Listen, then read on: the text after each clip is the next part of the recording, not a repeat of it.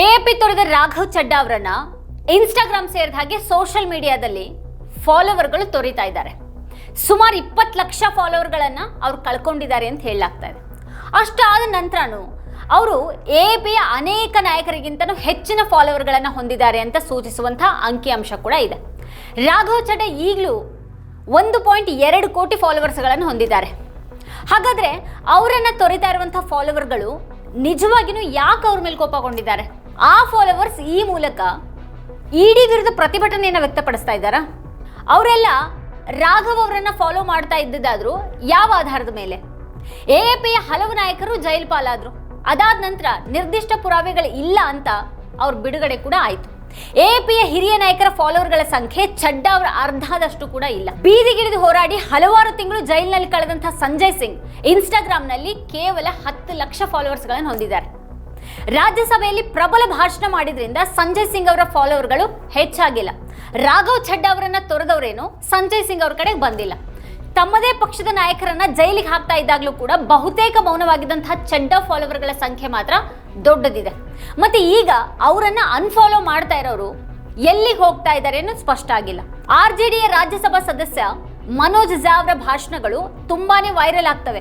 ಅವ್ರ ಭಾಷಣಗಳಿಗೆ ಯೂಟ್ಯೂಬ್ನಲ್ಲಿಯೂ ಕೂಡ ಸಾಕಷ್ಟು ವ್ಯೂಸ್ ಇರುತ್ತೆ. ಆದರೆ ಅವರಿಗೆ ಇನ್ಸ್ಟಾಗ್ರಾಮ್ನಲ್ಲಿ 1,000 ಫಾಲೋವರ್ಸ್ಗಳು ಕೂಡ ಇಲ್ಲ. ಕನ್ಯಾಕುಮಾರಿಯಿಂದ ಕಾಶ್ಮೀರಕ್ಕೆ 136 ದಿನಗಳ ಕಾಲ 4,000 ಕಿಲೋಮೀಟರ್ ನಡೆದಂತಹ ರಾಹುಲ್ ಗಾಂಧಿ ಅವರಿಗಿಂತನೂ ರಾಘವ್ ಚಡ್ಡಾ ಅವರಿಗೆ ಹೆಚ್ಚಿನ ಫಾಲೋವರ್ಸ್ಗಳಿದ್ರು. ಅನ್ಫಾಲೋ ಅಭಿಯಾನಕ್ಕಿಂತ ಮೊದಲಿನ ಲೆಕ್ಕದಲ್ಲಿ ರಾಘವ್ ಚಡ್ಡಾ ಅವರಿಗೆ ರಾಹುಲ್ ಗಾಂಧಿಗಿಂತನೂ ಹೆಚ್ಚಿನ ಫಾಲೋವರ್ಗಳಿದ್ರು. ರಾಹುಲ್ ಗಾಂಧಿ ದೇಶದ ವಿರೋಧ ಪಕ್ಷದ ನಾಯಕ. ಅವರು ಬಿಜೆಪಿ ವಿರುದ್ಧ ಚುನಾವಣೆಗೆ ಸ್ಪರ್ಧೆ ಮಾಡ್ತಾರೆ. ಪ್ರಧಾನಿಗೆ, ಸರ್ಕಾರಕ್ಕೆ ನೇರ ಸವಾಲನ್ನು ಹಾಕ್ತಾರೆ. ದೇಶಾದ್ಯಂತ ಹೋಗ್ತಾರೆ. ವಿವಿಧ ವರ್ಗಗಳೊಂದಿಗೂ ಕೂಡ ಅವರು ಮಾತಾಡ್ತಾರೆ. ಹಾಗಾದ್ರೆ ರಾಘವ್ ಚಡ್ಡಾ ಅವರಿಗೆ ರಾಹುಲ್ ಗಾಂಧಿಗಿಂತನೂ ಹೆಚ್ಚಿನ ಫಾಲೋವರ್ಗಳು ಯಾಕಿದ್ದಾರೆ? ಇನ್ಸ್ಟಾಗ್ರಾಮ್ನಲ್ಲಿ ಫಾಲೋವರ್ಗಳನ್ನು ಹೊಂದಿರೋದಕ್ಕೂ ಮತ್ತೆ ನಿಜವಾದ ರಾಜಕೀಯಕ್ಕೂ ಏನೂ ಸಂಬಂಧ ಇಲ್ಲ ಅನ್ನೋದನ್ನ ಬಹುಶಃ ಇದು ಸೂಚಿಸುತ್ತಾ? ಇಡಿ ಹಿಡಿತ ಬಿಗಿ ಆಗ್ತಾ ಇದ್ದ ಹಾಗೇನೆ ಚಡ್ಡಾ ಬಿಜೆಪಿ ಸೇರೋದಕ್ಕೆ ನಿರ್ಧಾರ ಮಾಡ್ತಾರೆ. ಆದ್ರೆ ಯಾರಿಗೂ ಕೂಡ ಅವ್ರು ಹೇಳಲಿಲ್ಲ. ಅವರು ಬಿಜೆಪಿ ಒಂದಿಗೆ ಪಿತೂರಿಯನ್ನ ನಡೆಸ್ತಾರೆ. ಮೊದಲ ದಿನದಿಂದಾನೇ ಬಿಜೆಪಿ ಈ ಒಂದು ಪಿತೂರಿಯ ಭಾಗ ಆಗಿತ್ತು ಅಂತ ಎಎಪಿ ನಾಯಕ ಸೌರಭ್ ಭಾರದ್ವಾಜ್ ಅವರು ಟೀಕೆ ಮಾಡಿದ್ದಾರೆ. ಎಎಪಿಯ ಈ ಪ್ರತಿಕ್ರಿಯೆ ಅದು ಚಡ್ಡಾ ವಿರುದ್ಧದ ಇನ್ಸ್ಟಾಗ್ರಾಮ್ನ ಅನ್ಫಾಲೋ ಅಭಿಯಾನವನ್ನ ಗಮನಿಸ್ತಾ ಇದೆ ಅನ್ನೋದನ್ನ ತೋರಿಸುತ್ತೆ. आपने भारतीय जनता पार्टी के साथ एक षड्यंत्र तय किया. भारतीय जनता पार्टी पहले दिन से इस षड्यंत्र का हिस्सा थी. दोस्तों, कैसे थी? इन्होंने कहा कि मैं अब अपनी एक अलग इंडिविजुअल मिडिल क्लास के मुद्दे उठाने वाले युवा की इमेज बनाऊंगा और उसके अंदर मदद करेगी भारतीय जनता पार्टी. कैसे करेगी? वो सारे मुद्दे जो बीजेपी की सेंट्रल गवर्नमेंट की पाइपलाइन में थे, चाहे वो एयरपोर्ट के ऊपर सस्ता समोसा बेचने का बात हो, चाहे वो ट्राई के द्वारा मोबाइल के जो रिचार्ज है उसके अंदर चेंजेस की बात हो, पैटर्निटी लीव की बात हो, या गिग वर्कर्स के लिए ये जो जोमेटो और स्विगी के वर्कर्स हैं इनके लिए कोई काम हो, तो सेंट्रल गवर्नमेंट द्वारा ये बात शेयर की गई राघव को कि आप इन मुद्दों को उठाओगे तो तुरंत उनके ऊपर काम होगा और आपकी पॉपुलैरिटी बढ़ेगी, आपकी एक न्यूट्रल छवि बनेगी. सेंट्रल गवर्नमेंट के पास हर बार मौका था कि वो या उनका कोई मंत्री पार्लियामेंट में खड़ा होकर इस बात को कहे कि राघव जो बोल रहे हैं ये ऑलरेडी सरकार का काम है, मगर कॉन्ट्राडिक्ट नहीं किया गया. क्यों नहीं किया गया? क्योंकि भारतीय जनता पार्टी की केंद्र सरकार के साथ मिलकर राघव षड्यंत्र कर रहे थे और राघव की इमेज बनाने के लिए भाजपा की सेंट्रल गवर्नमेंट काम कर रही थी. ಇನ್ನು ರಾಘವ್ ಚಡ್ಡಾ ಅವರೊಂದಿಗೆ ಬಿಜೆಪಿಗೆ ಸೇರಿದಂತ ಹರ್ಭಜನ್ ಸಿಂಗ್ ಇನ್ಸ್ಟಾಗ್ರಾಮ್ನಲ್ಲಿ 1.7 ಕೋಟಿ ಫಾಲೋವರ್ಸ್ ಅನ್ನು ಹೊಂದಿದ್ದಾರೆ. ಆದರೆ ಹರ್ಭಜನ್ ಸಿಂಗ್ ವಿರುದ್ಧದ ಅನ್ಫಾಲೋ ಅಭಿಯಾನ ಅಷ್ಟೊಂದು ತೀವ್ರವಾಗಿಲ್ಲ. ಅವರು ಕೇವಲ 17,000 ಅನುಯಾಯಿಗಳನ್ನ ಕಳ್ಕೊಂಡಿದ್ದಾರೆ. ಇಲ್ಲಿ ಸ್ಪಷ್ಟವಾಗಿ ತಿಳ್ಕೊಳ್ಬೇಕಾದಂತಹ ಒಂದು ವಿಷಯ ಏನು ಅಂತ ಅಂದ್ರೆ, ಸಾಮಾಜಿಕ ಮಾಧ್ಯಮದಲ್ಲಿ ಅನ್ಫಾಲೋ ಅಭಿಯಾನ ಹೊಸ ವಿದ್ಯಮಾನ ಏನಲ್ಲ. ರಾಘವ್ ಚಡ್ಡಾ ಅವರು ಸಾಮಾಜಿಕ ಮಾಧ್ಯಮದಲ್ಲಿ ಪ್ರಶ್ನೆಗಳನ್ನ ಎತ್ತುತ್ತಾರೆ ಮತ್ತು ಅದಾದ ನಂತರ ಅವರ ಇಮೇಜ್ ಅನ್ನ ಹೇಗೆ ನಿರ್ಮಾಣ ಮಾಡ್ತಾರೆ ಅನ್ನೋದನ್ನ ನೋಡೋದು ಮುಖ್ಯ ಆಗುತ್ತೆ. ರಾಜ್ಯಸಭೆಗೆ ಪ್ರವೇಶಿಸಿದ ನಂತರ ಅವರು ಯಾವ ಸಮಸ್ಯೆಗಳನ್ನ ಎತ್ತಿದ್ರು? ರಾಘವ್ ತಾನು ಸಾಮಾನ್ಯ ಜನರ ಪರವಾಗಿ ಮಾತಾಡೋದಾಗ ಹೇಳ್ಕೊಳ್ತಾರೆ. ಅವರು ಒಮ್ಮೆ ಬಿಜೆಪಿಯನ್ನ ಗೂಂಡಾಗಳ ಪಕ್ಷ ಅಂತ ಕೂಡ ಕರೆದ್ರು. ಮೊನ್ನೆ ಎಎಪಿ ತೊರೆಯುವಾಗ ನಾನು ತಪ್ಪು ಪಕ್ಷದಲ್ಲಿರುವಂತಹ ಸರಿಯಾದ ವ್ಯಕ್ತಿ ಅಂತ ಕಳೆದ ಕೆಲವು ವರ್ಷಗಳಿಂದ ನನಗೆ ಅನಿಸಿದೆ ಅಂತ ಹೇಳಿದ್ರು. ನನಗೆ ಕೇವಲ 3 ಆಯ್ಕೆಗಳಿದ್ವು. ರಾಜಕೀಯವನ್ನು ತೊರೆಯೋದು ಅಥವಾ ಈ ಪಕ್ಷದಲ್ಲಿನೇ ಇದ್ದು ವಿಷಯಗಳನ್ನು ಸರಿಪಡಿಸೋದಕ್ಕೆ ಪ್ರಯತ್ನ ಪಡೋದು. ಆದರೆ ಅದಾಗಲಿಲ್ಲ. ಇನ್ನು 3ನೇ ಆಯ್ಕೆ ನನ್ನ ಶಕ್ತಿ ಮತ್ತು ಅನುಭವವನ್ನು ಬಳಸ್ಕೊಂಡು ಸಕಾರಾತ್ಮಕ ರಾಜಕೀಯ ಮಾಡೋದಕ್ಕೆ ಮತ್ತೊಂದು ರಾಜಕೀಯ ಪಕ್ಷವನ್ನು ಸೇರೋದು. ಅದಕ್ಕಾಗಿಯೇ ನಾನು ಮಾತ್ರ ಅಲ್ಲ, ನನ್ನೊಂದಿಗೆ ಇನ್ನೂ 6 ಜನರು ಕೂಡ ಪಕ್ಷ ಬಿಡೋದಕ್ಕೆ ನಿರ್ಧಾರ ಮಾಡಿದರು. ಒಬ್ಬ ವ್ಯಕ್ತಿ ತಪ್ಪಾಗಿರಬಹುದು, ಆದರೆ 7 ಜನರು ತಪ್ಪಾಗಿರೋದಕ್ಕೆ ಸಾಧ್ಯ ಇಲ್ಲ ಅಂತ ಅವ್ರು ಹೇಳಿದರು. पिछले कुछ सालों से मैं ये फील कर रहा था that perhaps I am the right man but in the wrong party. और इसी के चलते मेरे सामने सिर्फ 3 ऑप्शंस थे. पहला ऑप्शन कि मैं पॉलिटिक्स ही छोड़ दूं. दूसरा ऑप्शन कि मैं इसी पार्टी में रहूं और चीजें ठीक करने की कोशिश करूं, जो कि हुआ नहीं. और तीसरा ऑप्शन कि मैं अपनी एनर्जी और एक्सपीरियंस लेकर पॉजिटिव पॉलिटिक्स करूं, एक और प्लेटफॉर्म के साथ, एक और पॉलिटिकल पार्टी के साथ जुड़कर सकारात्मक राजनीति करूं. इसीलिए मैंने अकेले ने नहीं, मेरे साथ 1 नहीं, 2 नहीं, 3 नहीं, 4 नहीं, 5 नहीं, 6 और सांसदों ने, यानी कि कुल 7 MPs ने यह फैसला लिया कि हम अपनी इस पॉलिटिकल पार्टी से रिश्ता तोड़ते हैं. एक आदमी गलत हो सकता है, 2 आदमी गलत हो सकते हैं, लेकिन 7 लोग गलत नहीं हो सकते. और वो अनगिनत लोग जो एजुकेटेड एरुडाइट लोग थे, जो इस पॉलिटिकल पार्टी के सपने के साथ जुड़े थे, वो तमाम लोग जो इस पार्टी को छोड़ के चले गए, क्या वो सारे गलत हो सकते हैं? ಚಡ್ಡಾ ಹೇಳಿದ ಆ 7 ಜನರ ಪೈಕಿ ಒಬ್ಬರ ಮೇಲೆ 10 ದಿನಗಳ ಹಿಂದಷ್ಟೇನೆ ಇಡಿ ದಾಳಿ ನಡೆಸಿತ್ತು. ಮತ್ತೆ ಈ ದಾಳಿಯ ನಂತರ ಅವರು ಬಿಜೆಪಿಗೆ ಸೇರಿದ್ರು. 4 ವರ್ಷಗಳ ಹಿಂದೆ 2022ರ ಆಗಸ್ಟ್ನಲ್ಲಿ ರಾಘವ್ ಚಡ್ಡಾ ಅವರು ರಾಜ್ಯಸಭೆಯಲ್ಲಿ ಖಾಸಗಿ ಸದಸ್ಯರ ಮಸೂದೆಯನ್ನು ಮಂಡಿಸ್ತಾರೆ. ಪಕ್ಷ ಬದಲಾಯಿಸುವಂಥ ಯಾವುದೇ ಸಂಸದರನ್ನ 6 ವರ್ಷಗಳ ಕಾಲ ಚುನಾವಣೆಯಲ್ಲಿ ಸ್ಪರ್ಧೆ ಮಾಡೋದನ್ನ ನಿಷೇಧ ಮಾಡಬೇಕು ಅಂತ ಹೇಳಿದ್ರು. ಆ ಮಸೂದೆ ಅಂಗೀಕಾರ ಏನಾದರೂ ಆಗಿದ್ದಿದ್ರೆ ರಾಘವ್ ಚಡ್ಡಾ ಪಕ್ಷಾಂತರಗೊಂಡು 6 ವರ್ಷಗಳ ಕಾಲ ಚುನಾವಣೆಯಲ್ಲಿ ಸ್ಪರ್ಧೆ ಮಾಡೋದಕ್ಕೂ ಕೂಡ ಸಾಧ್ಯ ಆಗ್ತಾ ಇರಲಿಲ್ಲ. ಅವತ್ತು ಅಂಥ ಪ್ರಮುಖ ಪ್ರಸ್ತಾಪ ಮಾಡಿದವರು ಇವತ್ತು ಕನಿಷ್ಠ ಪಕ್ಷ ರಾಜ್ಯಸಭೆಗೆ ರಾಜೀನಾಮೆಯನ್ನ ನೀಡಬೇಕು ಅನ್ನೋ ಒಂದು ಮಾತನ್ನ ರವೀಶ್ ಕುಮಾರ್ ಅವರು ಹೇಳ್ತಾರೆ. ದೇಶದ ಸಾಮಾನ್ಯ ಜನರ ತೀರ್ಮಾನವನ್ನ ಕಳೆದ ಹಲವಾರು ವರ್ಷಗಳಿಂದ ಹಣದಿಂದ ಖರೀದಿ ಮಾಡಲಾಗಿದೆ, ಅದರಲ್ಲೂ ಬಿಜೆಪಿ ಇದನ್ನ ಮಾಡಿದೆ. ಹಾಗಾಗಿ ಎಎಪಿ ಪಕ್ಷಾಂತರ ವಿರೋಧಿ ಕಾನೂನನ್ನ ತಿದ್ದುಪಡಿ ಮಾಡೋದಕ್ಕೆ ಖಾಸಗಿ ಸದಸ್ಯರ ಮಸೂದೆಯನ್ನ ಮಂಡಿಸಿದೆ ಅಂತ ಇದೇ ರಾಘವ್ ಚಡ್ಡಾ ಅವರು ಹೇಳಿದರು. देश के आम आदमी का जो मैंडेट था, जो हर शख्स, हर मतदाता ईवीएम पे बटन दबाकर देता है, उस मैंडेट को चोरी करने का काम और पैसे से खरीदने का काम खास करके भारतीय जनता पार्टी ने किया है पिछले कई सालों. इसलिए आज मजबूरन आम आदमी पार्टी को इस एंटी डिफेक्शन लॉ में संशोधन करने के लिए कानून, एक प्राइवेट मेंबर्स बिल को इंट्रोड्यूस करना पड़ा भारत की संसद में.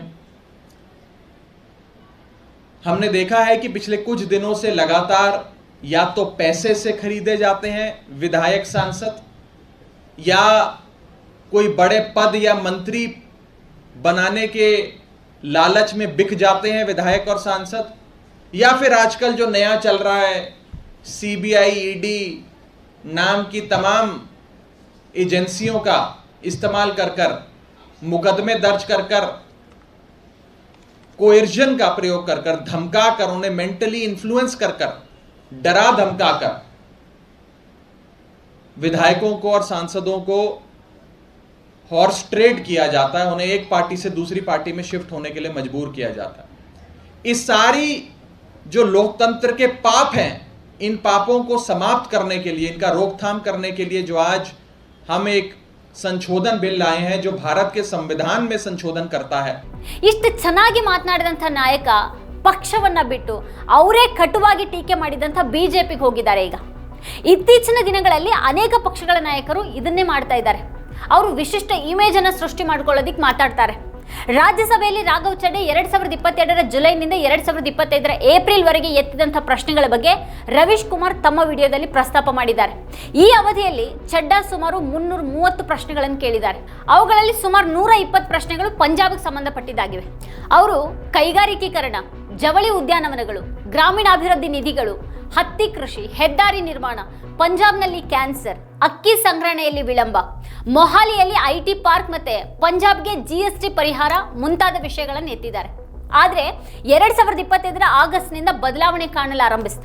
ರಾಘವ್ ಚಡ್ಡಾ ವಿಮಾನ ನಿಲ್ದಾಣಗಳಲ್ಲಿ ಪ್ರಯಾಣಿಕರ ಕೆಫೆಗಳು, ಟ್ರಾಫಿಕ್ ಜಾಮ್, ಉಚಿತ ವಿಮಾನ ಟಿಕೆಟ್ಗಳು ಮತ್ತೆ ಪಿತೃತ್ವ ರಜೆ ಕುರಿತು ಚರ್ಚೆ ಮಾಡೋದಕ್ಕೆ ಶುರು ಮಾಡಿದ್ರು. ಅವರು ಸರ್ಕಾರದ ನೀತಿ ಕುರಿತ ಪ್ರಶ್ನೆಗಳಿಂದ ಜನಪ್ರಿಯ ಸಮಸ್ಯೆಗಳಿಗೆ ಬದಲಾದ ಕಾಣ್ತಾ ಇತ್ತು. ಅವರು ಪಂಜಾಬ್ ಸಮಸ್ಯೆಗಳನ್ನ ಚರ್ಚೆ ಮಾಡಿದಾಗ್ಲೂ ಅವರು ಅಕ್ಕಿ ಸಂಗ್ರಹಣೆ ಮತ್ತೆ GST ಅತ್ತ ಗಮನ ಹರಿಸ್ತಾರೆ. ರಾಘವ್ ಚಡ್ಡಾ ಅವರು ವಿಶೇಷ ಉಲ್ಲೇಖದ ಅಡಿಯಲ್ಲಿ ಕೇಳಲಾದಂತಹ ಪ್ರಶ್ನೆಗಳನ್ನ ಕ್ಲಿಪ್ ಮಾಡಿ ಸಾಮಾಜಿಕ ಮಾಧ್ಯಮದಲ್ಲಿ ಪೋಸ್ಟ್ ಮಾಡೋದಕ್ಕೆ ಪ್ರಾರಂಭ ಮಾಡಿದ್ರು. ಮತ್ತೆ ಅನೇಕ ನಾಯಕರು ಕೂಡ ಇದನ್ನ ಮಾಡ್ತಾರೆ. ಸಂಸತ್ತಿನಲ್ಲಿ ಮಾತಾಡಿದ್ದನ್ನ ಅವರು ತಮ್ಮ ಸಾಮಾಜಿಕ ಮಾಧ್ಯಮ ಪುಟಗಳಲ್ಲಿ ಪೋಸ್ಟ್ ಮಾಡ್ತಾರೆ. ರಾಘವ್ ಚಡ್ಡಾ ಅವುಗಳನ್ನ ಅಚ್ಚುಕಟ್ಟಾಗಿ ಬಳಸಿದ್ರು ಅಂತ ರವೀಶ್ ಕುಮಾರ್ ಅವರು ಹೇಳಿದ್ದಾರೆ. ಅವರು ಸಾಮಾನ್ಯವಾಗಿ ಪ್ರಭಾವಿ ವ್ಯಕ್ತಿಯಿಂದ ರಾಜಕೀಯ ನಾಯಕನಾಗಿ ಪರಿವರ್ತನೆಗೊಳ್ಳೋದಕ್ಕೆ ಪ್ರಯತ್ನಿಸ್ತಾರೆ. ಆದರೆ ರಾಘವ್ ಚಡ್ಡಾ ನಾಯಕನಿಂದ ಪ್ರಭಾವಿ ವ್ಯಕ್ತಿಯಾಗಿ ಪರಿವರ್ತನೆಗೊಳ್ಳೋದಕ್ಕೆ ಪ್ರಯತ್ನ ಪಟ್ಟರು. ಸಕಾರಾತ್ಮಕ ರಾಜಕೀಯದ ಹೆಸರಿನಲ್ಲಿ ರಾಘವ್ ನಿಜವಾದ ರಾಜಕೀಯದಿಂದ ದೂರ ಸರಿದ್ರು ಅಂತ ಹೇಳ್ತಾರೆ. ಅವರು AAPಯಿಂದ ದೂರವಾಗ್ತಾ ಇದ್ದಾರೆ ಮತ್ತೆ BJPಯ ಬಗ್ಗೆ ಮೃದು ನಿಲುವನ್ನು ತಾಳ್ತಾ ಇದ್ದಾರೆ ಅನ್ನೋ ಒಂದು ಆರೋಪ ಆಗ್ಲೇ ಶುರುವಾಗಿತ್ತು. 2025 ಜುಲೈವರೆಗೆ ಭತ್ತದ ಕೃಷಿ, ಆಹಾರ ಉದ್ಯಮ, ಕೈಗಾರಿಕೀಕರಣ ಕುರಿತು ಪ್ರಶ್ನೆಗಳನ್ನು ಎತ್ತುತ್ತಾ ಇದ್ದಂಥ ರಾಘವ್ ಚಡ್ಡಾ ಖೇಲೋ ಇಂಡಿಯಾ ಮತ್ತೆ ಆಹಾರ ಸಂಸ್ಕರಣಾ ಉದ್ಯಮ ಸೇರಿದ ಹಾಗೆ ಪಂಜಾಬ್ಗೆ ನಿರ್ದಿಷ್ಟವಾಗಿ ಸಂಬಂಧಪಟ್ಟಂತ ಪ್ರಶ್ನೆಗಳನ್ನು ಮಾತ್ರನೇ ಕೇಳ್ತಾರೆ. 2026 ಮಾರ್ಚ್ನಲ್ಲಿ ರಾಘವ್ ಚಡ್ಡಾ ಕೌಶಲ್ಯ ಅಭಿವೃದ್ಧಿ ಯೋಜನೆ, ಪಂಚಾಯತ್ ರಾಜ್ ನಿಧಿಗಳು, ರೈತರ ಆದಾಯ ಮತ್ತೆ ನೈರ್ಮಲ್ಯ ಕಾರ್ಮಿಕರ ಸುರಕ್ಷತೆ ಬಗ್ಗೆ ಕೂಡ ಪ್ರಶ್ನೆಗಳನ್ನ ಎತ್ತಿದ್ರು. ಆದ್ರೂ ಆ ಹೊತ್ತಿಗಾಗ್ಲೇ ಅವ್ರು ತಮ್ಮ ವೈಯಕ್ತಿಕ ಇಮೇಜ್ಗೆ ಲಾಭ ಆಗುವಂತ ವಿಷಯಗಳನ್ನ ಮಾತ್ರನೇ ಎತ್ತುತ್ತಾ ಇದ್ದಾರೆ ಅನ್ನುವಂಥ ಆರೋಪಗಳು ಕೂಡ ಬಂದವು. ಮತ್ತೆ ಪಕ್ಷದೊಳಗೆ ಏನ್ ನಡೀತಾ ಇತ್ತು ಅನ್ನೋದು ಕೂಡ ಇದಕ್ಕೆಲ್ಲ ಕಾರಣ ಆಗಿರಬಹುದೇನೋ. ಇನ್ನು ರಾಘವ್ ಚಡ್ಡಾ ಮತ್ತೆ ಅರವಿಂದ್ ಕೇಜ್ರಿವಾಲ್ ನಡುವೆ ಏನಾಯ್ತು ಮತ್ತೆ ಅದು ಯಾವ ಕಡೆಯಿಂದ ಏನಾಯ್ತು ಅನ್ನೋದು ಅವ್ರಿಗಷ್ಟೇ ಗೊತ್ತಿದೆ. ಆದ್ರೆ ಹೊರಗಡೆ ಗೋಚರಿಸ್ತಾ ಇರೋ ಹಾಗೆ ರಾಘವ್ ಚಡ್ಡಾ 1 ವರ್ಷದಿಂದ BJP ಅತ್ತ ಮುಖ ಮಾಡಿದಾಗ ಕಾಣ್ತಾ ಇತ್ತು. ಹಾಗಾದ್ರೆ AAP ಅವ್ರ ವಿರುದ್ಧ ಕ್ರಮ ಕೈಗೊಳ್ಳೋದಕ್ಕೆ ಯಾಕೆ ವಿಳಂಬ ಮಾಡಿತು? ತಿಂಗಳುಗಳ ಕಾಲ ಮೌನವಾಗುಳಿದ ನಂತರ ಇದ್ದಕ್ಕಿದ್ದ ಹಾಗೆ ಯಾಕೆ ಆರೋಪಗಳನ್ನ ಮಾಡತೊಡಗಿತು ಅನ್ನುವಂಥ ಪ್ರಶ್ನೆಗಳಿವೆ.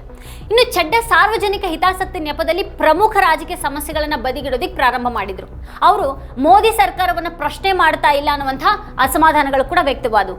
ಸಂಸತ್ತಿನಲ್ಲಿ ತಮ್ಮ ಕೆಲಸದ ಬಗ್ಗೆ ಪ್ರಶ್ನೆಗಳೆದ್ದಾಗ ಚಡ್ಡಾ ಅವರು ತಾವೆತ್ತಿರುವಂತಹ ವಿಷಯಗಳ ಪಟ್ಟಿ ಮಾಡುವಂತ ಒಂದು ರೀಲ್ ಅನ್ನ ಪೋಸ್ಟ್ ಮಾಡ್ತಾರೆ. ನಾನು ಸಾರ್ವಜನಿಕ ಸಮಸ್ಯೆಗಳನ್ನ ಎತ್ತುತ್ತಾ ಇದ್ದೀನಿ ಅಂತ ಹೇಳೋ ಮೂಲಕ ತಮ್ಮನ್ನ ತಾವು ಸಮರ್ಥಿಸಿಕೊಂಡ್ರು. ಆದ್ರೆ ವಿರೋಧ ಪಕ್ಷಗಳು ಸರ್ಕಾರವನ್ನ ಮೂಲೆ ಗುಂಪು ಮಾಡ್ತಾ ಇದ್ರು. ರಾಘವ್ ಚಡ್ಡಾ ಯಾಕೆ ಕಾಣೆಯಾಗಿದ್ರು ಅನ್ನೋದಕ್ಕೆ ಯಾವುದೇ ಉತ್ತರ ಇಲ್ಲ. ಇದೇ ಮಾರ್ಚ್ನಲ್ಲಿ TMC ಮುಖ್ಯ ಚುನಾವಣಾ ಆಯುಕ್ತರ ವಿರುದ್ಧ ದೋಷಾರೋಪಣೆ ಪ್ರಸ್ತಾವನೆಯನ್ನ ಮಂಡಿಸ್ತಾ ಇದ್ದಾಗ ಚಡ್ಡಾ ಅದಕ್ಕೆ ಸಹಿ ಹಾಕಿಲ್ಲ ಅಂತ ಆರೋಪ ಮಾಡಲಾಯಿತು. ಆದ್ರೆ ಇತರ AAP ಸಂಸದರು ಸಹಿ ಹಾಕಿದ್ರು. ಸಂಜಯ್ ಸಿಂಗ್ AAP ಈ ಒಂದು ಪ್ರಸ್ತಾವನೆಯನ್ನ ಬೆಂಬಲಿಸುತ್ತೆ ಅಂತ ಹೇಳಿದ್ರು. ಆದ್ರೆ ಅದರಲ್ಲಿ ರಾಘವ್ ಅವರ ಸಹಿ ಹಾಕಿರಲಿಲ್ಲ. ಏಪ್ರಿಲ್ನಲ್ಲಿ ಪಕ್ಷ ಮತ್ತೆ ರಾಘವ್ ಚಡ್ಡಾ ನಡುವಿನ ಘರ್ಷಣೆಗಳು ಬಯಲಾದಾಗ ಯಾರು ನನಗೆ ಸಹಿ ಹಾಕೋದಿಕ್ಕೆ ಕೇಳಲಿಲ್ಲ. ಇತರ 6 ರಿಂದ 7 ಸಂಸದರು ಕೂಡ ಸಹಿ ಮಾಡಲಿಲ್ಲ. ಹಾಗಾದ್ರೆ ನನ್ನನ್ನ ಮಾತ್ರ ಯಾಕೆ ದೂಷಿಸಬೇಕು ಅಂತ ಹೇಳೋ ಮೂಲಕ ಚಡ್ಡಾ ಅವರು ತಮ್ಮನ್ನ ತಾವು ಸಮರ್ಥಿಸಿಕೊಂಡ್ರು. कि राघव चड्डा ने चीफ इलेक्शन कमिश्नर के इंपीचमेंट मोशन पर यानी कि मुख्य चुनाव आयुक्त को हटाने वाली जो याचिका थी उस पर साइन करने से मना कर दी. दूसरा सफेद झूठ, ना मुझे आम आदमी पार्टी के किसी भी नेता ने इस मोशन पर साइन करने के लिए कहा, ना औपचारिक तौर पर कहा, ना अनौपचारिक तौर पर कहा. और आम आदमी पार्टी के राज्यसभा में कुल 10 सांसद हैं, जिनमें से 6 या 7 सांसदों ने इस मोशन पर खुद ही साइन नहीं किया. तो भला इसमें मेरी क्या गलती? खाली सारा दोष मुझ पर ही क्यों मढ़ा जा रहा है? ಅವರನ್ನ ರಾಜ್ಯಸಭೆ ಉಪನಾಯಕನ ಸ್ಥಾನದಿಂದ ತೆಗೆದು ಹಾಕಿದಾಗ AAP ನಾಯಕರೊಬ್ಬರು ಚಡ್ಡಾ ಸದನದಲ್ಲಿ ಪಕ್ಷದ ರಾಜಕೀಯ ಕಾರ್ಯಸೂಚಿಯಂತೆ ಕೆಲಸ ಮಾಡ್ತಾ ಇಲ್ಲ ಅಂತ ಹೇಳಿದ್ರು. ಉಪನಾಯಕರು ಸದನದಲ್ಲಿ ಮಾತನಾಡುವಂಥ ಒಂದು ಸಮಯದಲ್ಲಿ ಪಕ್ಷದ ಪ್ರಮುಖ ವಿಷಯಗಳ ಮೇಲೆ ಕೇಂದ್ರೀಕರಿಸಬೇಕು ಅನ್ನೋದು ಯಾವುದೇ ಪಕ್ಷ ಬಯಸುತ್ತೆ. ಆದರೆ ಚಡ್ಡಾ ತಮ್ಮದೇ ಆದಂಥ ಒಂದು ಇಮೇಜ್ ಅನ್ನ ಬೆಳೆಸ್ಕೊಳ್ತಾ ಇದ್ರು, ಪಕ್ಷದ ನೈಜ ವಿಷಯಗಳನ್ನ ನಿರ್ಲಕ್ಷಿಸ್ತಾ ಇದ್ರು. ರಾಘವ್ ಚಡ್ಡಾ ಅವರು ವೃತ್ತಿ ಜೀವನವಾಗಿ ರಾಜಕೀಯವನ್ನ ಪ್ರವೇಶ ಮಾಡಲಿಲ್ಲ ಅಂತ ಒಂದು ಹೇಳಿಕೆಯನ್ನ ನೀಡ್ತಾರೆ. ಹಾಗಾದ್ರೆ ಅವ್ರ ಪಕ್ಷವನ್ನ ತೊರೆದು ರಾಜ್ಯಸಭಾ ಸದಸ್ಯತ್ವವನ್ನು ಯಾಕೆ ಬಿಡಲಿಲ್ಲ? ಅವರು ರಾಜೀನಾಮೆ ನೀಡಿದ್ರೆ ಅವರು ವೃತ್ತಿ ಜೀವನ ಮುಂದುವರಿಸೋದಕ್ಕೆ ರಾಜಕೀಯವನ್ನ ಪ್ರವೇಶ ಮಾಡಲಿಲ್ಲ ಅಂತ ಹೇಳೋದಕ್ಕೆ ಒಂದು ಅರ್ಥ ಇರುತ್ತೆ. ನಾನು ನನ್ನ ಯೌವನದ 15 ವರ್ಷಗಳನ್ನ ನೀಡಿದಂಥ ಪಕ್ಷ, ನನ್ನ ರಕ್ತ, ಬೆವರು ಮತ್ತೆ ಕಠಿಣ ಪರಿಶ್ರಮದಿಂದ ಪೋಷಿಸಿದಂತಹ ಪಕ್ಷ ಇವತ್ತು ಮೊದಲಿನ ಹಾಗಿಲ್ಲ. ಈ ಪಕ್ಷದಲ್ಲಿ ವಿಷಕಾರಿ ಕೆಲಸದ ವಾತಾವರಣ ಇದೆ ಅಂತ ಹೇಳ್ತಾರೆ. दोस्तों, पॉलिटिक्स में आने से पहले मैं एक प्रैक्टिसिंग चार्टर्ड अकाउंटेंट था. मेरे सामने एक बेहतरीन करियर था, लेकिन मैं उस करियर को छोड़कर पॉलिटिक्स में आया. अपने करियर को बनाने के लिए पॉलिटिक्स में नहीं आया और एक पॉलिटिकल पार्टी का फाउंडिंग मेंबर बना, जिस पार्टी को मैंने अपने प्राइम यूथ के 15 साल दिए. अपने खून पसीने से, बहुत मेहनत से इस पार्टी को सींचा. लेकिन आज ये पार्टी वो पुरानी वाली पार्टी नहीं रही.